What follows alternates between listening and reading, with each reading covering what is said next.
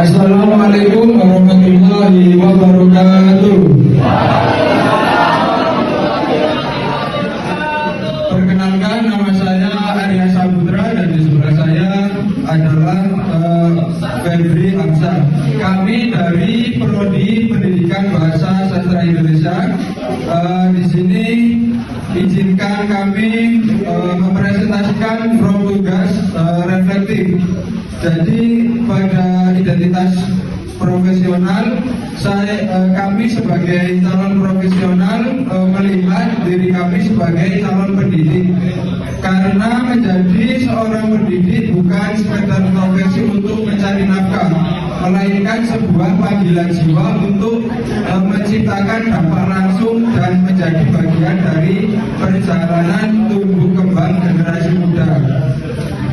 Nilai utama yang ingin kami pegang sebagai profesional adalah kepedulian dan profesionalisme.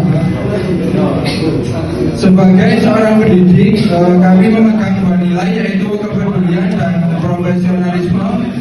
Dengan kepedulian kami bisa memahami, mengayomi dan memberi sesuai dengan kebutuhan peserta didik, dan dengan profesionalisme kami menjadi pendidik yang jujur, disiplin dan bertanggung jawab. Pada self leadership dan etos kerja, tiga kekuatan utama yang kami miliki adalah disiplin, jujur, dan tanggung jawab. Dua kebiasaan yang perlu saya perbaiki adalah yang pertama menunda-nunda, dan yang kedua tidak percaya pada diri sendiri.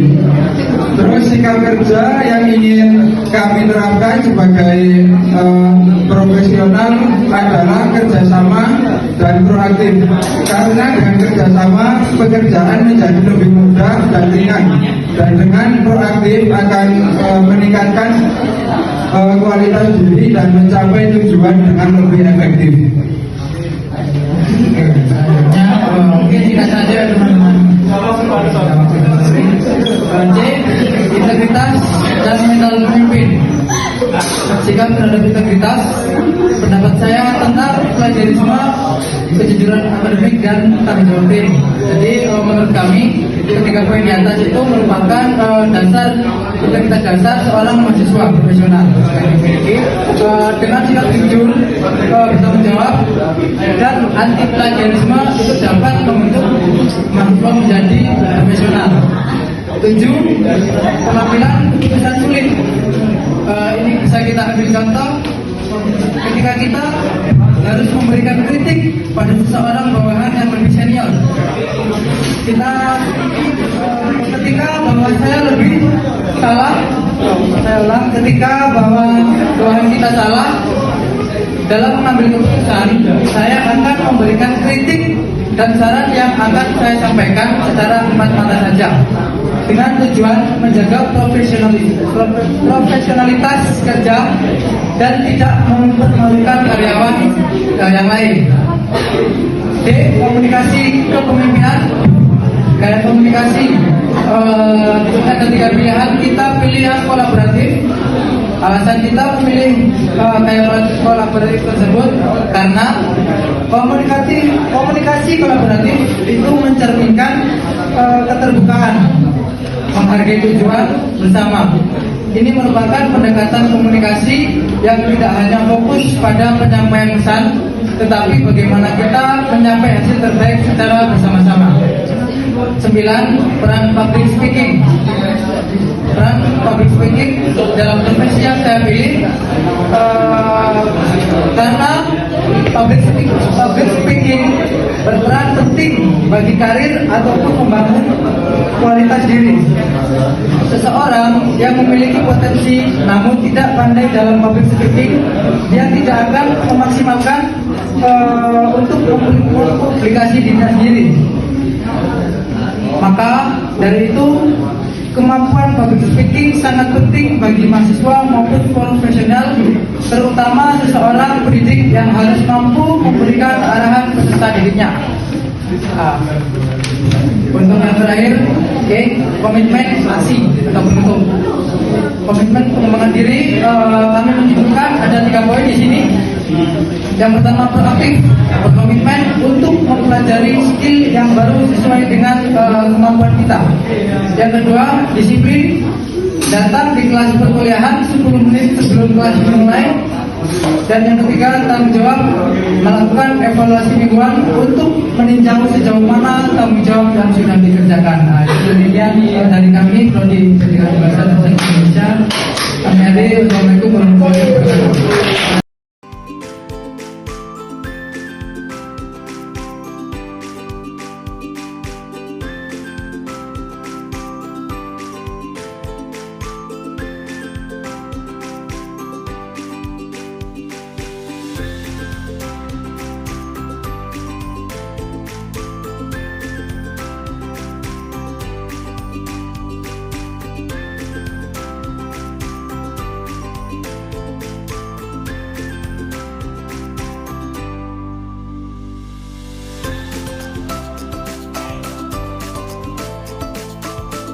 Jadi di sini kami dari PSI ingin presentasikan hasil kerja kelompok kami.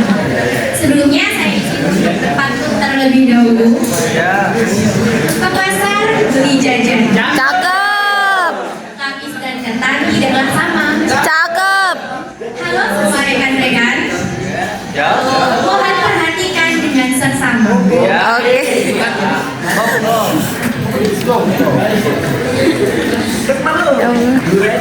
Mindset adalah pertemuan dan peluang era kreatif.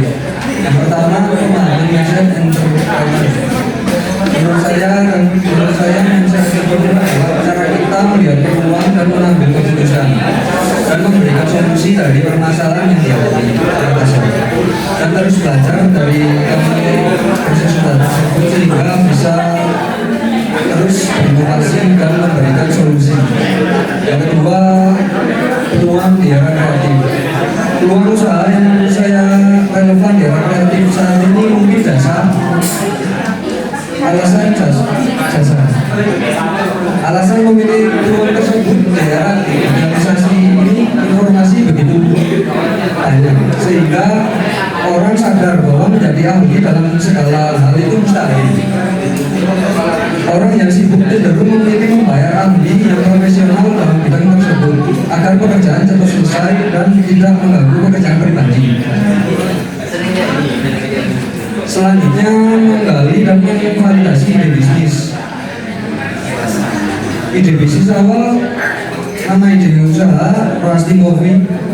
Deskripsi singkat ide usaha mungkin roasting coffee adalah usaha layanan jasa yang mengolah biji kopi mentah menjadi siap saji. Karena kami melihat peluang konsumen kopi di daerah Penyensumo sangat relatif tinggi, sedangkan layanan jasa roasting relatif rendah. Yang keempat, masalah dan solusi. Masalah yang kami alami, para petani kopi kesulitan menemukan layanan jasa roasting kopi di daerah Penyensumo. Selanjutnya yaitu solusi. Solusi yang ditawarkan melalui bisnis saya dengan roasting kopi milik kami.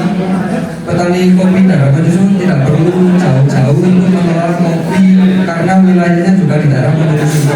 Jadi biaya produksi lebih terjangkau. Dan yang kelima target pasar.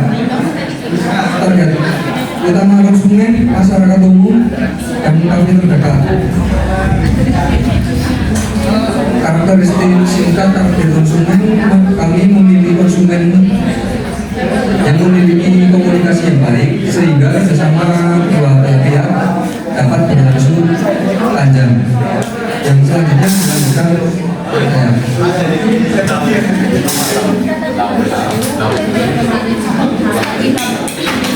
Selanjutnya adalah validasi sederhana ide. Cara sederhana yang bisa saya lakukan untuk menguji ide bisnis ini. Jadi teman-teman, bisnis ini sudah berjalan selama 3 tahun dan tepatnya sedang diusahakan, sedang dioperasikan oleh teman saya ini. Dan keputusan ini diambil karena memang di daerah Penyensumo itu sangat sedikit sekali produk layanan jasa yang menyediakan roasting kopi. Jadi ide bisnis ini sangat relevan untuk masyarakat Penyensumo. Kemudian komunikasi bisnis dan strategi